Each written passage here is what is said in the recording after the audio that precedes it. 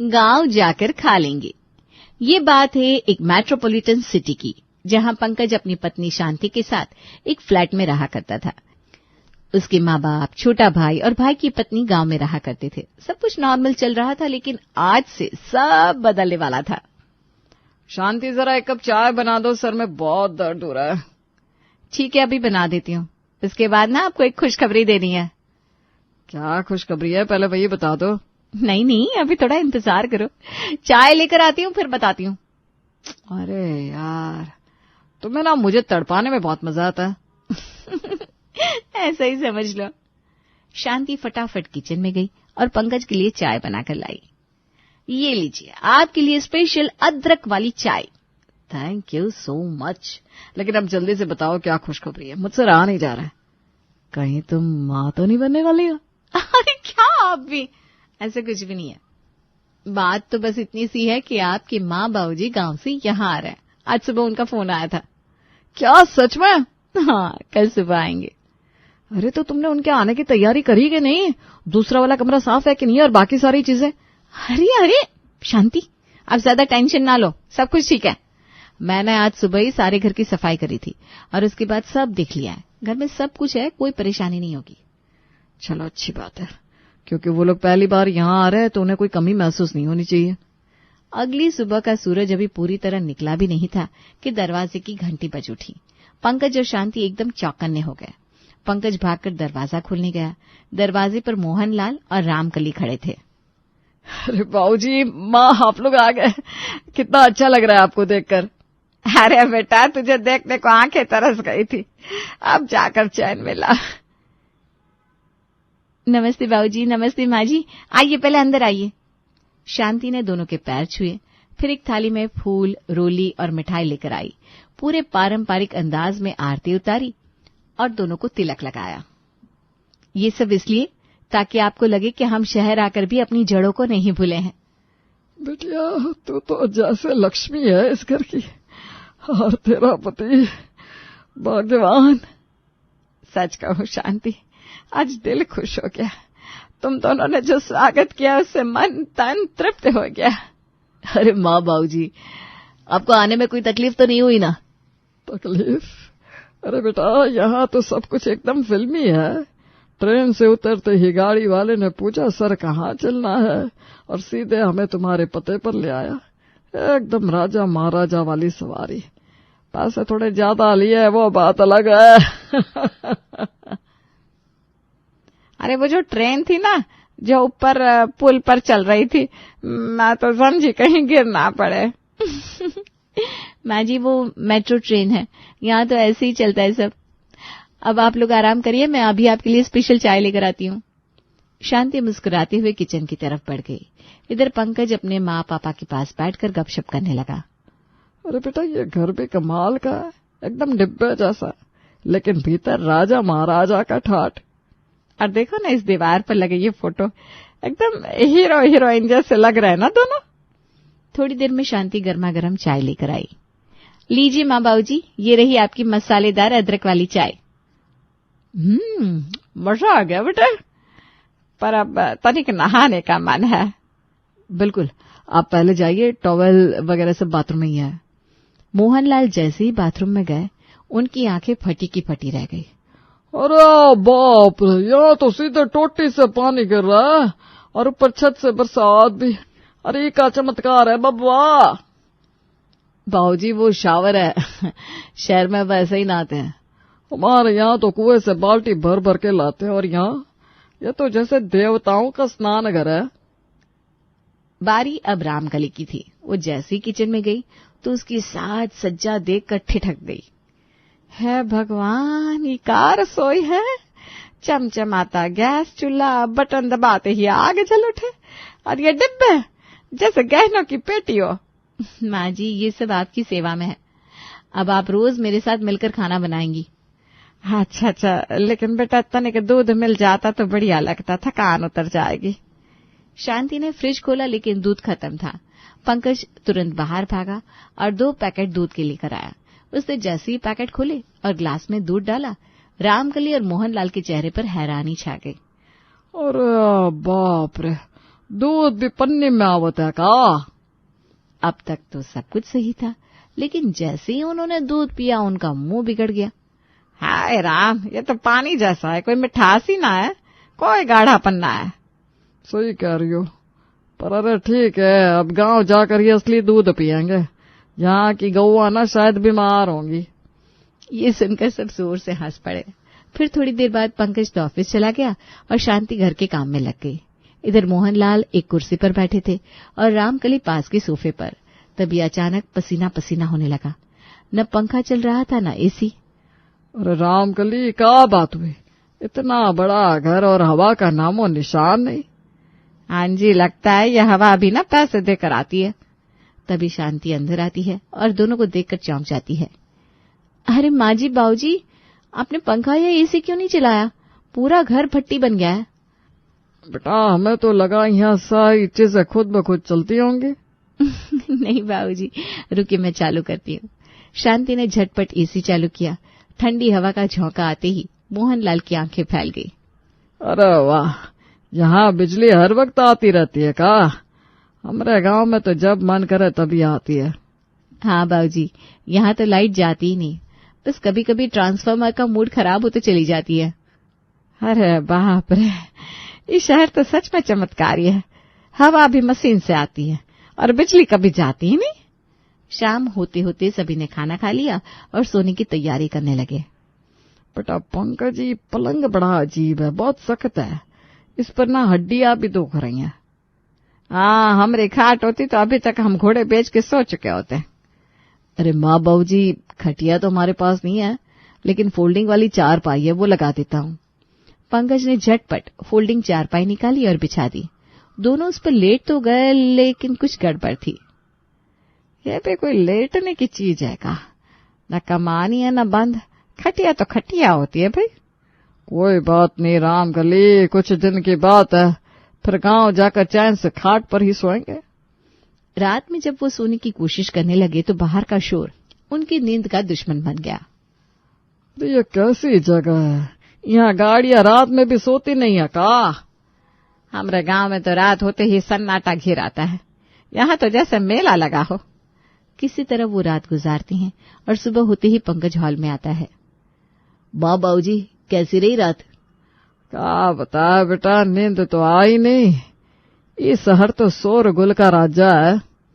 हाँ, हमारे गांव में तो झिंगुर की आवाज तक सुनाई देती है। खैर कोई बात नहीं, गांव जाकर सुकून से सो लेंगे। हाँ माँ जी, यहाँ थोड़ा शोर तो रहता ही है, पर हमें तो अब आदत हो गई है। चलिए, मैं आपके लिए नाश्ता बनाती हूँ। शांति नाश्ता ले आई। टोस्ट, बटर, कॉर्नफ्लेक्स और संतरे का जूस। बेटा ये क्या है? ये तो कागज जैसी रोटी है। और ये दाने मुर्गियों के लिए लाए हो का? माँ जी, बाबूजी, ये तो शहर का हेल्दी नाश्ता है। अच्छा, खा लेते हैं। बाकी असली नाश्ता तो गांव जाकर करेंगे। गांव जाकर करेंगे, गांव जाकर करेंगे, ये बात बार बार सुनकर पंकज और शांति थोड़े अनकंफर्टेबल हो रहे थे, मगर कुछ बोल नहीं पा रहे थे।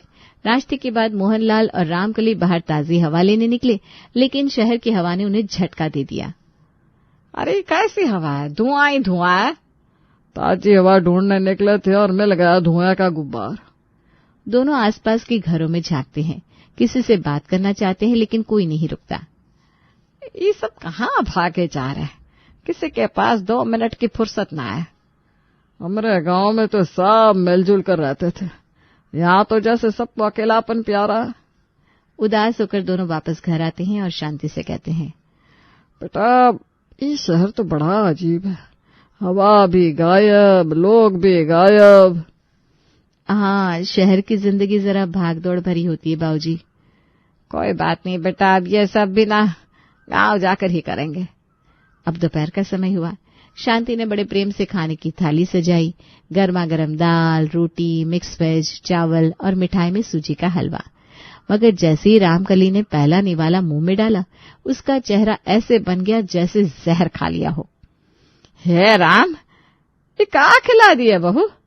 ये दाल में तो बिल्कुल स्वाद ना है।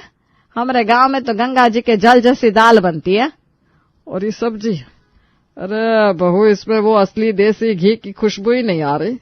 लगता है ये किसी मिलावटी तेल में बनी है। नहीं बाबूजी, ये ऑर्गेनिक सब्जी है और मैंने ऑलिव ऑयल में बनाई है, बहुत हेल्दी होती है। हेल्दी? अरे बहू, गांव में हम तो दिन भर खेत में काम करके घी में तली भिंडी खाते हैं और फिर भी छप्पन की तरह चलते हैं। और ये हलवा, इसमें तो काजू का नामो निशान ना है। गांव में जब पूजा होती है ना, तब ऐसा हलवा बनता है कि खा के आत्मा तृप्त हो जाए। शांति बेचारी हर एक चीज का जस्टिफिकेशन देती रही, पर वो दोनों जैसे कसम खा चुके थे कि आज खाने की बखिया उधेड़ कर छोड़ेंगे। भाऊजी, शहर का खाना थोड़ा अलग होता है, लेकिन मैं अगली बार आपके हिसाब से बनाऊंगी। नहीं बहू, कोई बात नहीं। अब तो हम गांव जाकर ही असली स्वाद चखेंगे। यहाँ तो सब कुछ दिखावटी है। शांति ने एक फीकी सी मुस्कान दी और बर्तन समेटने लगी। रात हुई तो मोहनलाल बोला, चलो रामकली, छत पर चलते हैं। चांदनी रात में छत पर लेटना क्या सुख देता है। हाँ चलिए जी, और हवाओं की वो मीठी सरसराहट। चलो बहू। बाबूजी, हमारी अपनी छत तो नहीं है, ये फ्लैट है, लेकिन सबसे ऊपर वाली छत पर जा सकते हैं, वहीं चलिए। क्या अपनी छत नहीं? अरे भाई, छत तो घर की आत्मा होती है, बिना छत के तो घर अधूरा लगता है। खैर, सब मिलकर सबसे ऊपर छत पर पहुंचे, लेकिन वहां जाकर एक और झटका। चारों ओर फ्लड लाइट्स, हॉलोजन लैंप और झगमगाते टावर की लाइट्स में चांद ढंग से दिख ही नहीं रहा था, ना तारे दिख रहे थे। हे भगवान, ये कैसा शहर है। यहाँ तो आकाश भी झूठा लगता है। गांव में तो लगता है जैसे चांद तारे गोदी में आ जाए। चलिए रामकली, नीचे चलते हैं। अब तारे तो गांव जाकर ही देखेंगे, यहाँ तो रात भी रात जैसी ना है। अगली सुबह होती ही, रामकली, तुम्हें कुछ महसूस हो रहा है क्या? यहाँ जानवर भी नहीं दिखते, न कोई गाय, न भैंस, न बकरी। अरे गांव में तो सुबह उठते ही बकरियों की मेमियाहट, गांव की रंबाहट, पूरा संगीत बजता है। बाबूजी, अगर आप चाहे तो हम एक प्यारा सा कुत्ता पाल लेते हैं, आजकल हर किसी के घर में होता है। अरे बहू, कुत्ता कौन पालता है? हम तो गाय भैंस के लोग हैं, दूध भी मिलता है और प्यार भी। माँ, हमारी सोसाइटी में भैंस या बकरी पालने की अनुमति नहीं है, बहुत सख्त नियम है। अरे तो फिर क्या फायदा ऐसे घर का जहाँ 4 पैर वाला प्राणी भी ना पाला जा सके। चलो कोई नहीं, अब तो बकरी भी गांव जाकर ही देखेंगे। ऐसे ही कुछ दिन और बीते। हर बार हर चीज पर बस एक ही जवाब, गांव जाकर करेंगे, गांव में ही सुख है, गांव ही जीवन है। शांति और पंकज दोनों अब परेशान होने लगे थे। उन्हें लगने लगा था कि शायद ये शहर का वातावरण इन दोनों लोगों के लिए सही नहीं है। फिर एक दिन दोपहर को, सुनिए जी, मेरा मन यहाँ बिल्कुल नहीं लग रहा। तुमने तो मेरे मन की बात कह दी। यहाँ की हवा, खाना, पानी कुछ नहीं जम रहा। मैं तो कहता हूँ अब लौट चलते हैं। ये बात जब पंकज के कानों तक पहुंची तो वो तुरंत आया। अरे बाबूजी, माँ, थोड़ी आदत लगने दीजिए, शहर में थोड़ा समय लगता है। मैं तो सोच रहा था आपके लिए क्लब की मेंबरशिप करवा दूंगा। हमें क्लब शब नहीं चाहिए बेटा, हमें बस गांव की मिट्टी चाहिए, वहीं हमारी आत्मा बसती है। पर माँ जी, 2-4 दिन और रुक जाते, मैं आपके लिए दाल बाटी बना देती गांव वाली रेसिपी से। नहीं नहीं बहू, अब तो जिस मिट्टी से हम जुड़े हैं वहीं लौटना होगा। यहाँ तो आत्मा घुट रही है। और इस तरह दोनों अपने झोले समेटे शहर को अलविदा कह गांव की ओर रवाना हो गए। लगभग 22 दिन शहर में गुजारने के बाद दोनों गांव पहुंचे। अरे ओ राम के लिए देख, यही है अपना प्यारा गांव। आए दया, मिट्टी की खुशबू देखो। लेकिन जैसे ही उन्होंने स्टेशन से बाहर निकलकर टैक्सी पकड़नी चाही, दोनों ठिठक गए। अरे यहाँ तो एक भी टैक्सी ना है। हाय राम, हम तो भूल ही गए थे, ये शहर नहीं है, हमारा देसी गांव है। आखिर एक टांगा मिला और दोनों उसमें बैठकर घर की ओर निकल पड़े। लेकिन रास्ता, वो तो धूल भरी हवाएं, कुएं जैसे गड्ढे। हाय रे किस्मत, मेरी तो कमर सीधी नहीं बची। ये रास्ता है कि मौत का जंजाल। ओ राम कली, मेरी आंखों के आगे तो अंधेरा छा गया। लगता है मेरी रीढ़ की हड्डी ने इस्तीफा दे दिया। जैसे तैसे घर पहुंचे, मनोज और मीरा बाहर निकले। अरे माँ जी, भाऊजी, आप तो पूरी तरह गांव वाले लग रहे हैं। चेहरा तो धुल में पहचाना ही नहीं जा रहा। बाबूजी ये क्या हाल बना लिया? बनाया नहीं, बस बन गया। उफ, मैं तो मर गई। जाने गांव को क्या हो गया है। माँ जी गाँव तो हमेशा ऐसा ही था, आप ही अब शहर की आदत से नाजुक हो गई हैं। हाँ रामकली, शायद अब हम वो नहीं रहे जो कभी थे। गांव तो वही है, हम बदल गए हैं। लेकिन जैसे ही दोनों आगे बढ़े तो अगले ही पल छपाक सीधा पांव गोबर में।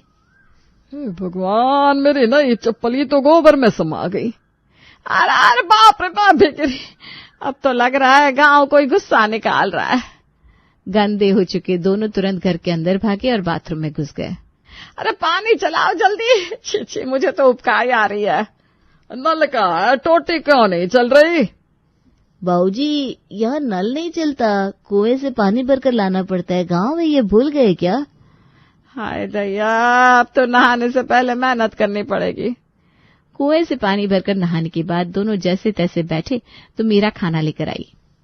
लीजिए माँ जी, बाबूजी गर्मा गर्म बैंगन का भरता और सरसों के तेल वाली पूरियां। पहला निवाला लेते ही दोनों के मुंह बिगड़ गए। ये खाना है या तेल का कुआं? पूड़ी से तेल टपक नहीं रहा, बह रहा है। अरे मेरे तो होठ फिसल गए इस पूड़ी पर। मेरा बिटिया ये खाना नहीं तेल के न दिया। माँ जी बाबूजी गाँव में तो खाना ऐसे ही होता है, शहर की सलाद थोड़ी न मिलेगी यहाँ। रामकली, लगता है हम शहरी हो गए। पहले गोबर स्नान, फिर कुएं का स्नान, अब तेल का स्नान। गांव वापस आना आसान नहीं है जी। शाम ढल चुकी थी। गांव की सड़कों पर अंधेरा उतर आया था। घर के आंगन में सिर्फ चांदनी का उजाला था, लेकिन बिजली उसका तो सुबह से अता पता नहीं था। अरे कितनी गर्मियां है राम, पंखा होता तो जान में जान आती। हाय दया, ये मच्छर है या ड्रैकुला का खानदान, खून चूस चूस कर भोज बना रहे।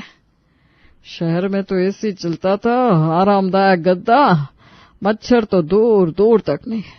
और यहाँ राम राम राम राम। हे भगवान, लगता है गांव वालों की चमड़ी लोहे की होती है जो ये सब झेल जाते हैं। रात भर दोनों करवटें बदलते रहे। नींद तो जैसे रूठ गई थी और मच्छरों की पार्टी चालू थी। बस अब और नहीं, रामकली सामान मान, हम आज ही शहर वापस जा रहे हैं। हाँ, मेरी भी कमर जवाब दे चुकी है। यह गांव हमसे नहीं संभल रहा। बाबूजी, गांव की या शहर की कोई गलती ना है, दिक्कत आपको आपकी आदतों से है। हाँ माँ जी, आप लोग हर बात में शिकायत करते हो। आराम चाहिए तो आराम नहीं मिलेगा, संतोष चाहिए तो हर जगह मिलेगा। क्या मतलब? हम तो बस मतलब ये कि आप गांव में रहे तो वहां की शिकायत, शहर में रहे तो वहां की। दिक्कत बाहर नहीं है, अंदर है बाबूजी। तुम लोग सिखाओगे अब हमें जीने का तरीका? नहीं माँ जी, बस समझा रहे हैं कि जहाँ है वहां दिल से रहना सीख लो, वरना कहीं भी जाओ सुकून नहीं मिलेगा। गुस्से में आकर मोहनलाल और रामकली ने तुरंत निकलने का फैसला कर लिया। कई घंटे की मशक्कत के बाद जैसे तैसे स्टेशन पहुंचे और फिर ट्रेन पकड़कर शहर लौट गए। लगता है गांव में फिर नहीं बनी आप दोनों की। कोई बात नहीं, आइए यहीं आराम कीजिए। ज्यादा हंसो मत, तुम्हारे यहाँ रहकर ही तो हमारी आदतें बिगड़ गई है। नहीं माँ, आदतें नहीं, बस एक आदत, शिकायत करने की आदत। गांव हो या शहर, दोनों में अच्छाई बुराई होती है, फर्क है तो सोच का। इस बार बात सीधी दिल में लगी। मोहनलाल और रामकली एक दूसरे को देखने लगे। कुछ पल के लिए चुप्पी छा गई। उन्हें समझ में आ गया कि उनके लड़के सही कह रहे हैं। यही बात मनोज कह रहा था, शायद तुम लोग सही कह रहे हो। हाँ, अब हम संतुष्ट रहेंगे, वादा। अब जब वो फिर से शहर में रहने लगे, उन्होंने कोई शिकायत नहीं की। अब उन्होंने एडजस्ट करना सीख लिया था।